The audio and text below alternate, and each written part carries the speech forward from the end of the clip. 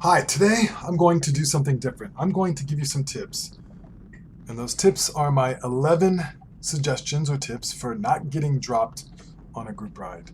How to improve your performance. Now, if you're listening to this, you're probably someone that has been dropped many times, as we all have as we're progressing in the sport. And you're wondering what you should do. So, the background for me deciding to do it this way, to do this topic, is on Strava, a teammate of mine, the last time we did the pop ride, mentioned that he had been dropped. And he asked if it was a particularly fast ride or maybe his fitness wasn't very good, right now. And I said, no, I didn't think it was particularly very fast based on some feedback I got from others. Of course, I was kind of injured and running slow, but so I can't really rely on my own experience or opinion per se, but it didn't feel that fast to me, and others mentioned to me it wasn't that fast. I told him it's not probably your fitness, it's your efficiency. Now, he's a relatively new racer, Cat 5, and efficiency is more often the issue than fitness. Even if it isn't, you will gain from efficiency if you learn how to be more efficient, because then you'll have more energy when it matters. So without further ado, I'm going to start in and talk about my 11 tips. I wanted to do 10, but then I thought of the 11th one, so I just threw that one in there. As far as the footage, I guess I'm probably not going to be referring to the footage too much here. This is the Pop A ride in Richardson, Texas, as it journeys through some suburbs north of Dallas. And I'll just have this going in the background. I'm giving this tape, this audio, just like an hour after I finish the ride. So we'll go ahead and get right into it. So tip number one, ride in the first third of the group. And don't ride on the front, but ride near the front. So how far back should you ride from the front? I would say stay at least like fifth wheel. Don't go higher up than that if you're trying to maximize your conservation of energy, because certainly the person second wheel, third wheel, they're pushing a lot more wind than the people that are like fifth wheel and sixth wheel and so forth. But the major reason that you want to ride in the front or near the front is that it is steadier and smoother. There's less accelerations. Even if there's an attack, you've got plenty of guys that are going to make that move, and you can just slot in right behind them, let them pull, let them cover the gap. You're near the front, you can respond.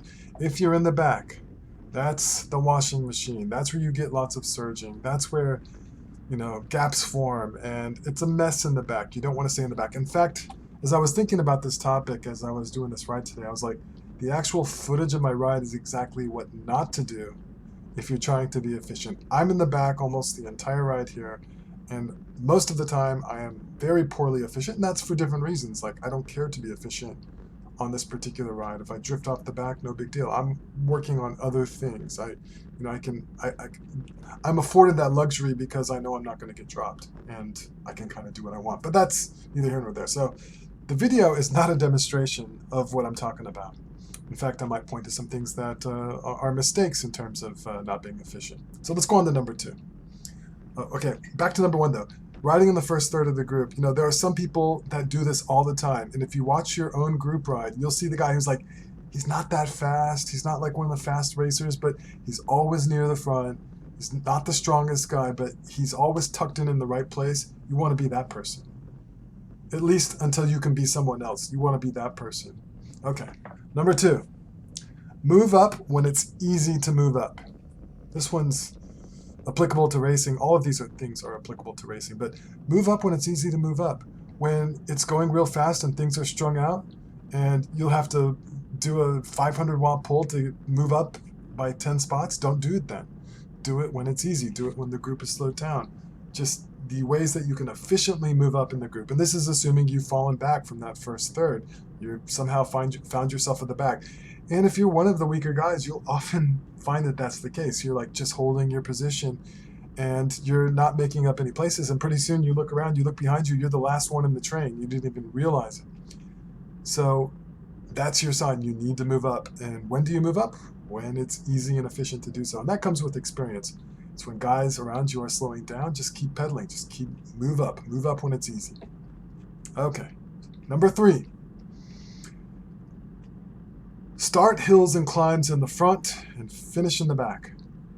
Maybe not all the way in the back, But the point is that you allow yourself to go slower up the hill than everybody else, such that you didn't have to get as pointy in your watts. So maybe the guys around you are doing the equivalent of 500 watts, but you were able to do 400 watts. And you're still in the group, you've lost places, you've lost position, but you took the hill much easier, and you can move up places later, your position later, when it's efficient and easy to do so. Now, of course, if you live in a place with like huge mountains and 45-minute climbs, that's not going to apply. But here in Texas, where we are, up in North Texas, most of the climbs are very short. So the climbs might be like 30 seconds or less. So they often get pretty pointy in terms of the effort. People go like 500, 600 watts up those climbs. They power up the climbs. So do it more efficiently. Save your energy. And I didn't. This isn't one of that. This is a bonus one. Don't be afraid of, like, if you hit a stoplight, don't be afraid of like just riding to the front. You know, like you're in the back, just ride to the front. Now, you may see this as a beta move, but this is applicable to the same thing, like starting in the front, finishing back, same sort of thing. Move up in position when it's easy to do so. Okay, number 4. Stay in the draft. This seems so obvious, but it's a little more complicated than just staying in the draft. There's more aspects to it.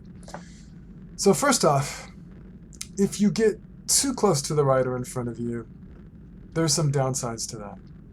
It is the most aerodynamically advantageous, but it's not necessarily the most advantageous overall.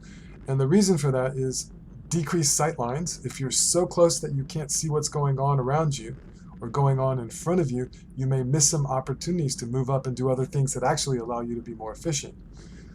Also, it's not as safe. You won't be able to see obstacles and so forth. And you may say, well, that has nothing to do with efficiency. But, I mean, there's a balance there between being close and not too close.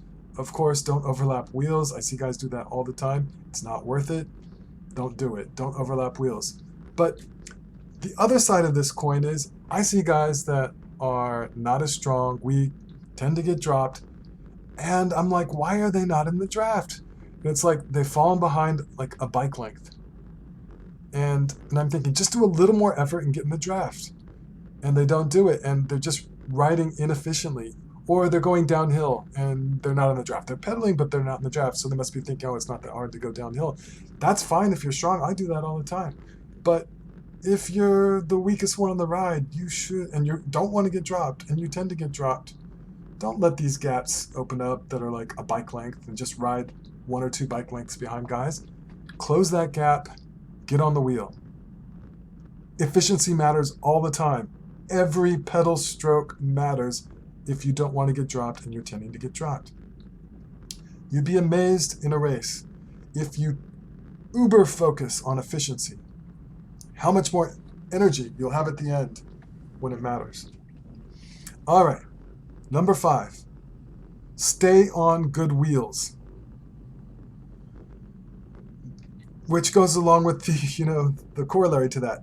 Don't stay on bad wheels. So what's a good wheel?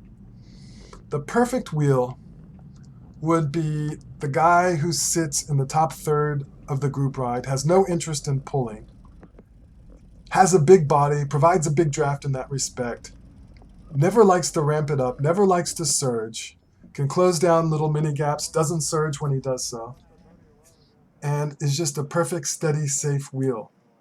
That's a good wheel to be on if you're trying to be efficient and not get dropped. Bad wheels to be on. Guys who do get dropped. Guys who open up gaps and get dropped. Isn't it frustrating that you're efficiently on a wheel and you're not paying close attention and you look up and there's a huge gap and now you're dropped because you weren't paying attention and the guy in front of you got dropped? Yeah, don't be on that wheel. You'll know those guys from your rides, right? You're like, okay, these 5 guys tend to get dropped. Don't be on those wheels. However, there are other wheels, strong people, that you don't want to be on either. Like guys who are strong and open up gaps for no reason and don't care if gaps open and they can just pull it back in a minute. You don't want to be on their wheels because you don't want to do the surges that they're doing. Sometimes I'm kind of like that, where I let gaps open, I'm not worried, I'm not concerned, And if and I do, like maybe I do a big effort to close that gap, you don't want to do that big effort with me. You want to be with the guys ahead that aren't doing any of that effort. And again, I'm not trying to say I'm super strong or anything, but I would put myself in the category sometimes of a wheel that you might not want to be on because I'm not riding all that efficiently all the time. Um, Guys that are wanting to attack and surge all the time, those aren't good wheels to be on. Don't be on those wheels. All right, let's go on to the next one. Number 6, always know where the wind is coming from, and when possible, take the sheltered or leeward side of that. So, if there's a crosswind, like an echelon, obviously, you want to be away from where the wind is coming from, sheltered. Even if there's sort of like a head crosswind or tail crosswind, there's either the left side or the right side. One of those sides is going to be more sheltered. Always choose the more sheltered side when you can. It does make a big difference. When you're on the sheltered side, you have the guy in front of you that's providing a draft, or all the guys in front of you, and you also have the guy on the side that's providing extra draft. It makes a big difference.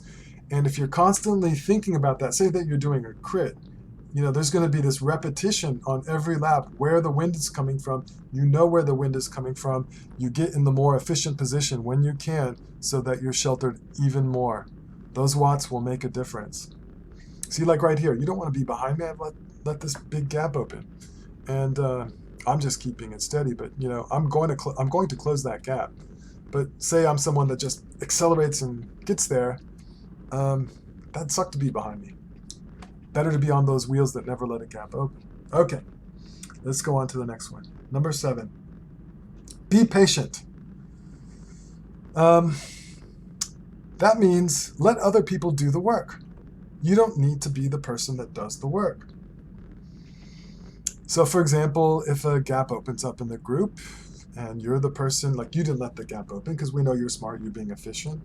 The guy in front of you opened up the gap. You don't need to be the person that closes that gap. Somebody else will close that gap. You just efficiently follow the guys that close the gap. Kind of like in a race, someone's bridging, you want to bridge up to the breakaway, but gosh, if you're a little bit patient, you might be able to get on the wheel of someone who's going to take you to that breakaway because you just jump on their wheel. When you're in a Cat 5 crit, and you're really strong, you can't be the guy that closes down every gap and realistically expect to win the race. You can't do everything. You can't mark everything. Most of the time you can't. If you can, then you will quickly upgrade because you're heads and tails above everyone else. But, if you look at professional bike racing, there's not one person who's doing everything. It's impossible. Be patient. Let things come to you. Let other people do stuff. Maintain your efficiency. You don't need to be the person that closes that gap and then gets dropped. All right, let's go on to the next one. This is the inverse of that. Don't be too patient. Number 8. I titled it Spend Energy to Save Energy. Sometimes you are in a disadvantageous position, and you need to spend energy to get into a more advantageous position that you can then rest in and save energy. But it's kind of like, you have to buy something to get something. Or, you need money to make money, that kind of thing. Say that you're on, you're in a crosswind and you didn't make the first strong echelon. And you're best off firing off, getting into that echelon, using that energy to get there and then resting, versus the alternative of doing a ton of work by yourself or in a weak echelon and so forth, and then trying to have to close that gap. Sometimes you've got to do stuff to help yourself. For example, that example I gave earlier. If there's a gap of two bike lengths in front of you, instead of just sitting in that gap forever and ever and assuming no one else is going to close that gap, close the gap so then you can rest. So there's a balance here between being patient and not being too patient. Because if you're too patient, you may get dropped. All right, number 9. Are we being efficient here? Yeah, I think we're being kind of efficient in terms of me getting through this. Number 9, work on cornering and not getting gapped in turns. I'm not the person to teach you this. I'm really bad at this. I'm not good at cornering. I often get gapped in turns, but this is a big place where people lose energy, lose efficiency, have to put in work, burn a match. And if you can learn to do this better, this will save you a ton of effort and you'll be able to be much more efficient. You want to burn as few matches as possible. So work on cornering. That's a big one, especially in crit racing, especially technical crit racing where there's a lot of turns. All right, number 10. Steady efforts, less surging. What this means is the easiest way to get tired is to really have these high watt intervals on a ride. And every time, you're pushing up to whatever, 400, 500, 600, 1,000 watts, you pay a price for those. And you're better off staying somewhere near your threshold or below your threshold instead of going way above your threshold. In other words, like say your FTP is 250 watts. You want to try when you can to be steadier and stay in that range when you can, meaning that you have a lower variability index, meaning that your average power is closer to your normalized power.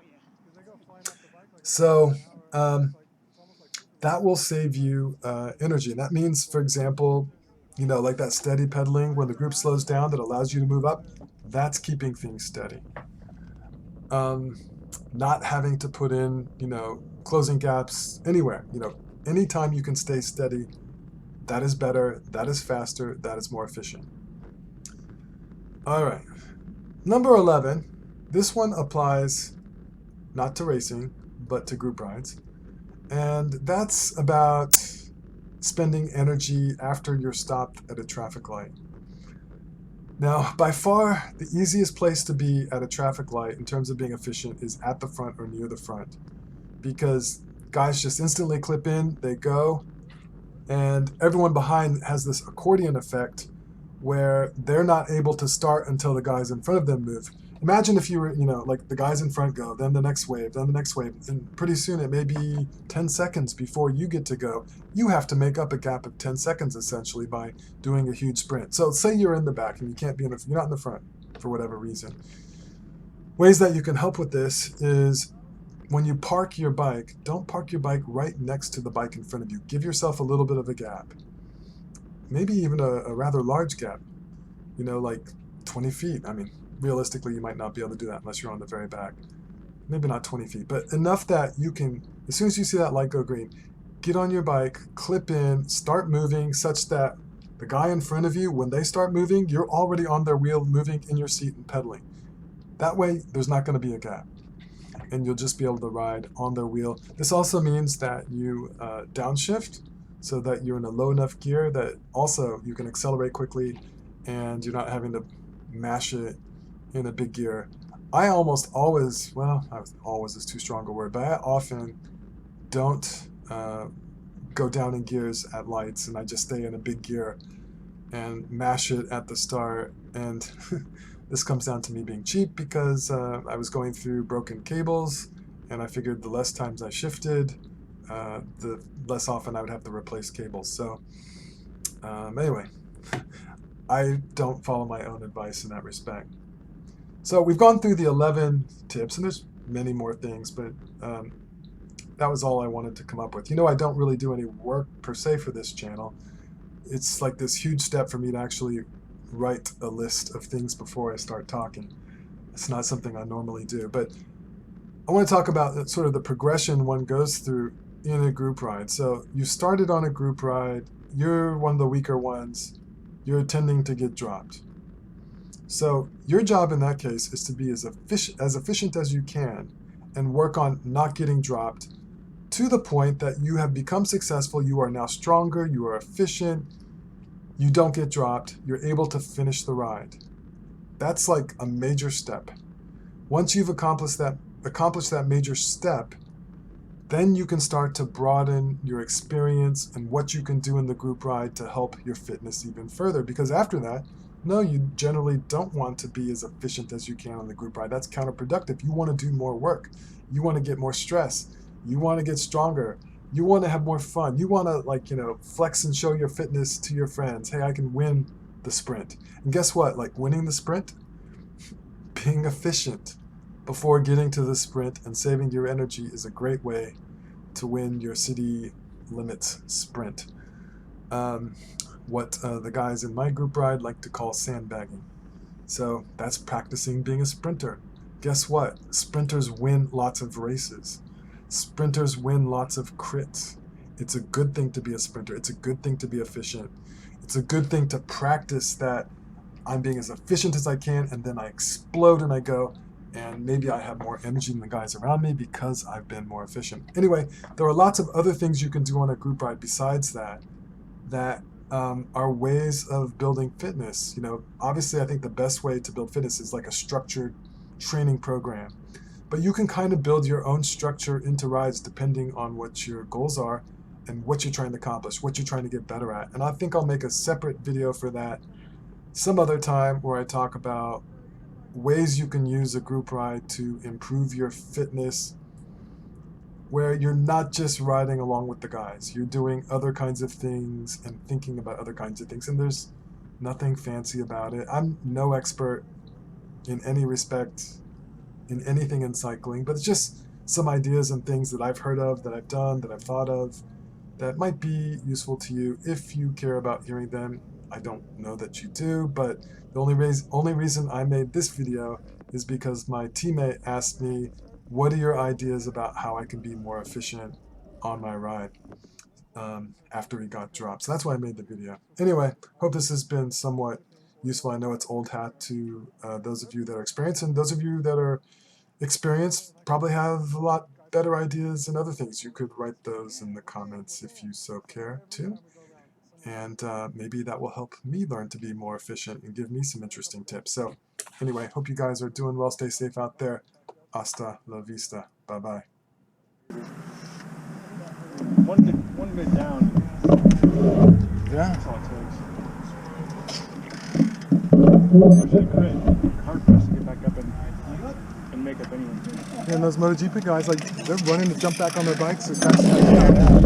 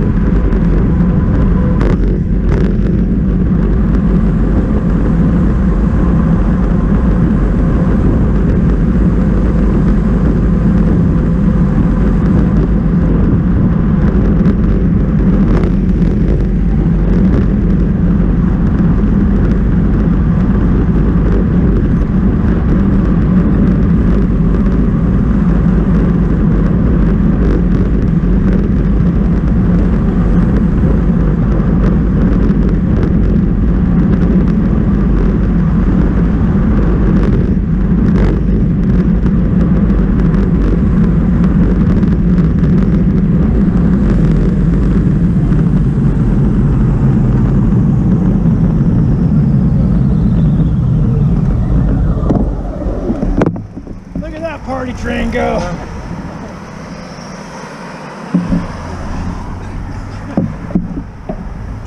Not to you guys, not to you guys.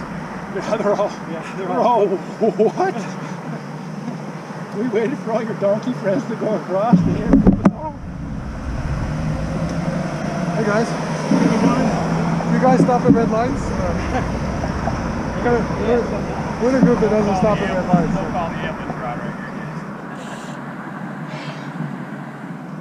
A good way to be. Good way to be.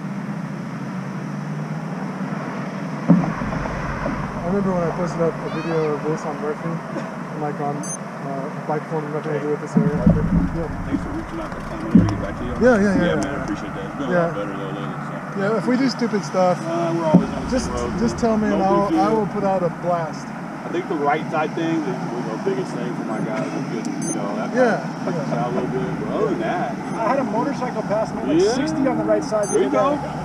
We're like one step away from someone doing like cones.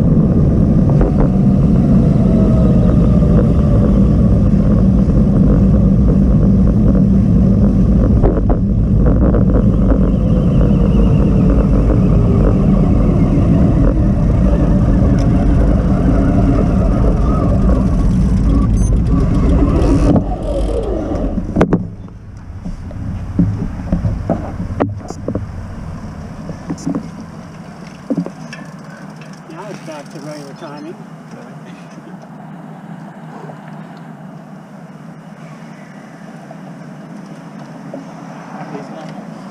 Yeah.